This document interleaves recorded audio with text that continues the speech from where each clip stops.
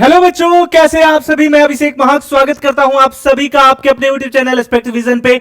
आज हम बात कर रहे हैं एक ऐसे एग्जाम के बारे में जो कि आपके करियर के लिए बहुत ही बेहतरीन साबित होने वाला है।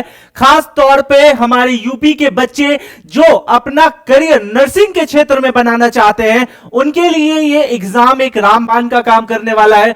बच्चों, अगर आप यूपी से हैं और अपना करियर नर्सिंग के क्षेत्र में बनाना चाहते हैं तो हर साल यूपी में एक एग्जाम आयोजित होता है और उस एग्जाम का नाम है यूपी सीनेट, जो कि आपका फुल फॉर्म अगर बात करें तो Uttar Pradesh common nursing entrance test इसका फुल फॉर्म है। और आप जब इस एग्जाम को निकाल लेते हो तो आप 4 साल की जो है वो बीएससी नर्सिंग डिग्री कोर्स करते हो। देन आफ्टर आप आगे जो है अपने करियर की शुरुआत बेहतरीन तौर से कर सकते हो। लेकिन सवाल यहां पे ये आता है कि कौन कौन से बच्चे इस एग्जाम को दे सकते हैं। सबसे पहली बात कि अगर आप उत्तर प्रदेश से हैं तो आप इस एग्जाम को दे सकते हैं। दूसरी बात कि अगर आप उत्तर प्रदेश के निवासी हैं और कक्षा 12वीं का एग्जाम दे चुके हैं या 2026 में देने वाले हैं तो आप दोनों परिस्थितियों में आप इस एग्जाम को दे सकते हैं।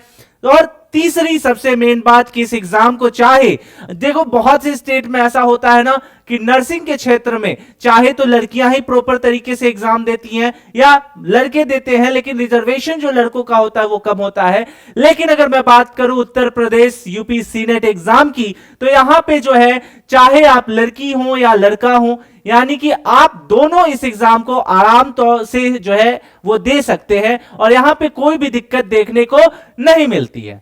सवाल यहां यह आता है कि सर इस एग्जाम को देने के लिए पढ़ना क्या क्या पड़ता है, और यह एक बहुत ही महत्वपूर्ण मुद्दा है। यहां पे आपको अच्छे से समझना चाहिए क्योंकि बच्चों अगर एक बार आपने इस एग्जाम को निकाल दिया तो आपका आगे का जो ग्रोथ होगा वो बहुत बेहतर नहीं बेहतरीन होगा। आज हम बात करेंगे सारे पॉइंट पे इस वीडियो में, लेकिन उससे पहले बच्चों आप सभी के लिए एस्पेक्ट विजन के द्वारा एक व्हाट्सएप ग्रुप बनाया गया है और आप सभी बच्चों को इस व्हाट्सएप ग्रुप को ज्वाइन कर लेना है। क्यों ज्वाइन करना है, सवाल ये उठता है। तो बच्चों आपको आपके लक्ष्य तक पहुंचाने की गारंटी हमारी है।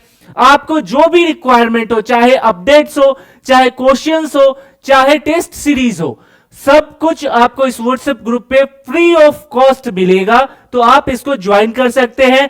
अब सवाल यहां यह आता है कि अगर आपने 2026 में लक्ष्य निर्धारित कर लिया है कि आपको जो है वो सीनेट का एग्जाम देना है तो उसके लिए क्या क्या करना होगा, तो उस पे हम बात करते हैं। देखिए बच्चों, जनरली ये जो एग्जाम होता है ये एबीवीएमयू के द्वारा कंडक्ट कराया जाता है। अब सवाल यहां ये आता है कि एबीवीएमयू क्या है, तो एबीवीएमयू जो है ये आपकी यूनिवर्सिटी है जो इस एग्जाम को कंडक्ट कराती है। और मैंने पहले भी आपको बता दिया कि सीनेट का मतलब होता है कॉमन नर्सिंग एंट्रेंस टेस्ट, ठीक है।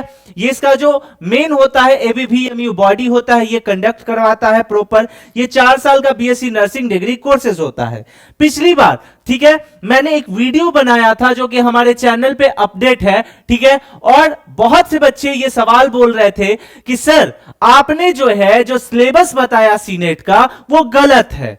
क्यों गलत है, तो आपने बोला कि फिजिक्स केमिस्ट्री और बायो से 30-30 प्रश्न पूछे जाते हैं, और जबकि हमें पता है कि फिजिक्स केमिस्ट्री बायो से 24-24 प्रश्न पूछे जाते हैं। इस आधार पे आप बच्चों ने इस कमेंट सेक्शन में लिखा था। लेकिन आपकी जो ये भोलापन है, आपकी जो नादानियां हैं, उसको मैं इस वीडियो में भी क्लियर कर देता हूं। देखो बच्चों, मैंने क्यों बोला, देखो सबसे पहले आप एग्जाम को समझ लीजिए पहले, फिर मैं आता हूं उस पॉइंट पे भी आता हूं। जो नए बच्चे हैं उन्हें भी अच्छे से इस पॉइंट को समझने की आवश्यकता है। और जो हमारे बच्चे जिन्होंने लास्ट वीडियो में कमेंट किया था, काइंडली हाथ जोड़ के विनती करता हूं आपसे कि आप भी बच्चों प्लीज इस पॉइंट को अच्छे से समझिएगा, ताकि इसमें आपका ही बेनिफिट होगा।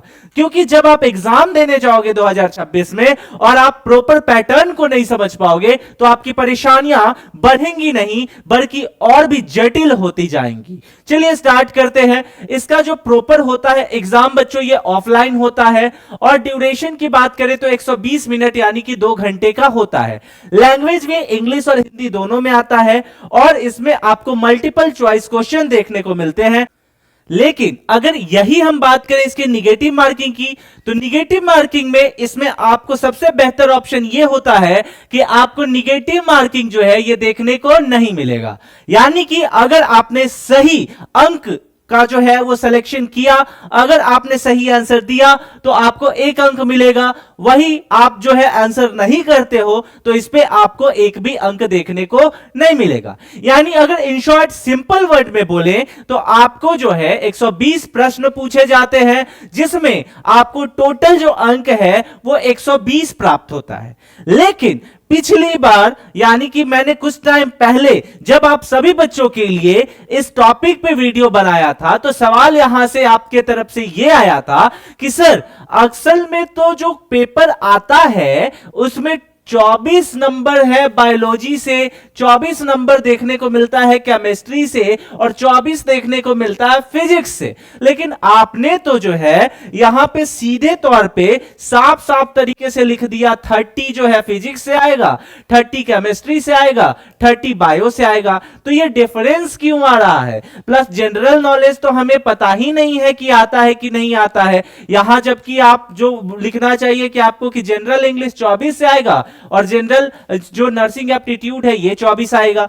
यानी कि ये पैटर्न आप चाह रहे थे। लेकिन बच्चों मैं आपसे रिक्वेस्ट करता हूं, स्पेशली उन बच्चों को जिनको अपने आप में डाउट है या क्लियरिटी नहीं मिल रही है, आप हर जगह देखोगे, मैं दावे के साथ बोल सकता हूं आप हर जगह देखोगे, ठीक है। लेकिन रियलिटी क्या है, आप सोशल मीडिया पे देख लो, आप यूट्यूब पे अदर प्लेटफॉर्म पे जाके देख लो, आपको हर जगह एक ही गुण गाते हुए मिलेंगे कि आप चाहे देखो, आपको एक ही जगह, मैं खुला बात कर रहा हूं और ये मैं टोटली जो है यूट्यूब पे बात कर रहा हूं। ये एक ऐसा प्लेटफॉर्म है जहां हर कोई देख सकता है इस वीडियो को, हर कोई देख सकता है इस वीडियो को। और मैं आप क्यों इस सवाल को उठाई मुझे अच्छे से पता है कि आप बोलोगे कि 24 फिजिक्स, 24 केमिस्ट्री, 24 बायो। लेकिन मैं आपसे अनुरोध करूंगा, मैं रिक्वेस्ट करूंगा आप सभी बच्चों से जिन्हें यह संदेह है कि सर आपने गलत बताया, काइंडली आप 2025 का सर्च कीजिए और 25 के साथ साथ 24 और 23 का भी सर्च कीजिए कि 2023 में, 2024 में और 2025 में सीनेट के द्वारा जो प्रश्न पूछे गए थे उस प्रश्न में फिजिक्स, केमिस्ट्री और बायो की क्या संख्या है। बच्चों यहां पे आप सबसे पहले यह चीज आप समझ जाइए कि आपका, अगर मैं सीधे ऑफिशियल साइट की बात करूं तो वहां पे जो है क्लियर कट बोल दिया गया है कि आपके नर्सिंग से 20% होंगे, ठीक है, फिजिक्स से 20% होंगे, केमिस्ट्री से 20% होंगे, बायो से 20% होंगे और नर्सिंग एप्टीट्यूड से जो है ये 20% होंगे। यानी कि अगर 1, 2, 3, 4, 5 देखा जाए तो टोटल 100% हो जाएगा। और ये सब्जेक्ट का तो कहीं कोई जिक्र ही नहीं है, जनरल नॉलेज का कहीं कोई जिक्र नहीं है। लेकिन आप बोलोगे कि सर आपने क्यों लिख दिया फिर? अब जरा समझो, देखो एग्जाम निकालता है जो वही है जो एग्जाम के लेवल को समझता है, उसको अच्छे तरीके से एनालाइज करता है। अगर आपको नाक की सीधा चलने के लिए बोल दिया जाए तो आपको यहां यह भी खतरा हो सकता है कि नाक टूट जाएगी। कहने का मतलब यह है बच्चों कि आपको पेपर एनालाइज करना होगा। आप सबसे पहले 2023 का पेपर उठा लीजिए, आप 2024 का पेपर उठा लीजिए और फिर 2025 का पेपर उठा लीजिए। आपको पता चल जाएगा कि आपका जो जनरली क्वेश्चन आता है वो क्वेश्चन जो है नर्सिंग एप्टीट्यूड से आता है, वो क्वेश्चन फिजिक्स से आता है, केमिस्ट्री से आता है, बायो से आता है, जनरल इंग्लिश से आता है। और कुछ क्वेश्चन ऐसे भी होते हैं जो करंट से आते हैं। करंट से का मतलब यह है कि अगर 2025 में कोई ऐसी घटना घटी है, कोई ऐसे इन्वेंशन हुए हैं जो मेडिकल के क्षेत्र के लिए बहुत बेहतर है, जो कोई ऐसा वैक्सीन बना है, ठीक है, बायोलॉजी के सेक्टर में कोई ऐसा जो है वो इन्वेंशन हुआ है, तो वो सारा जो है आपका जनरल नॉलेज से ही आता है। लेकिन जो बच्चे होते हैं वो डायरेक्टली ये समझ लेते हैं कि सर बायो का जो है ये किताब से आता है, इसलिए इसको जो है आप 24 कर दीजिए। अरे बच्चों, आपको समझना पड़ेगा प्रॉपर कि आपका एनालाइज करोगे पेपर, तब पता चलेगा कि 10 क्वेश्चन के आसपास जो है ये जनरल नॉलेज भी देखने को मिलते हैं। नर्सिंग एप्टीट्यूड की बात करोगे तो ये मैं 2 मिनट के लिए मान लूं, लेकिन जनरली हर साल क्वेश्चन के लेवल चेंज हो सकते हैं। जो यूनिवर्सिटी है वो साफ साफ कहती है कि हम पैटर्न जो है वो चेंज करेंगे, लेकिन जो क्वेश्चन का वेटेज होगा वो बराबरी का रहेगा। लेकिन जब पेपर आप दोगे, आप मॉक टेस्ट दोगे या आप रियलिटी में जब 2026 में दोगे, तो वहां पे आपको डिफरेंस साफ साफ पता चल जाएगा। तब आपको पता चलेगा कि सर आपने जो प्रॉपर बताया वो सही बताया कि गलत बताया। यानी इस वीडियो के बनाने का सबसे बड़ा जो उद्देश्य था, आपको सबसे पहला उद्देश्य यह समझना चाहिए कि क्वेश्चन, एग्जाम पैटर्न, सिलेबस अच्छे से इसको समझना है। अगर इसको आप समझ लेते हो देन ही आपका एग्जाम निकलेगा, अदरवाइज आप रट्टू तोते की कैटेगरी में आओगे। समझ में आई बात आपको? तो ये सारी चीजों को अच्छे से समझ लीजिए। यहां से आपके प्रश्न पूछे जाते हैं। देन आफ्टर अगर मैं बात करूं कि कौन से ऐसे टॉपिक जो है हाइलाइटेड टॉपिक्स हैं, तो आपको मैंने पहले भी ये सारी सूचनाएं बता रखी हैं कि फिजिक्स में क्या है, आपका केमिस्ट्री में क्या है और बायो में क्या है। ये सारे जो इंफॉर्मेशन है आपको व्हाट्सएप पे भी अवेलेबल हो जाएंगे। तो बच्चों, आप सभी को करना क्या है कि सबसे पहले आपको अपने आप को ये माइंडसेट रखना है कि आपका जो पेपर होगा, ये बार जो पेपर होगा 2026 का, उसके लिए कैसे तैयारी करना है। क्योंकि आपके पीछे आपके पेरेंट्स उम्मीद लगा के बैठे हैं। आपका भविष्य जो है सिर्फ आपके ऊपर निर्धारित करता है कि आप उसे उज्जवल बनाना चाहते हो या फिर नहीं। आई होप कि यह वीडियो आपके लिए बहुत ज्यादा यूजफुल रहा हो, इंफॉर्मेटिव रहा हो, और आपके जो डाउट है कि सिलेबस क्या होता है, कितने अंतर का होता है, ये हर साल एग्जाम में वैरी कर सकता है।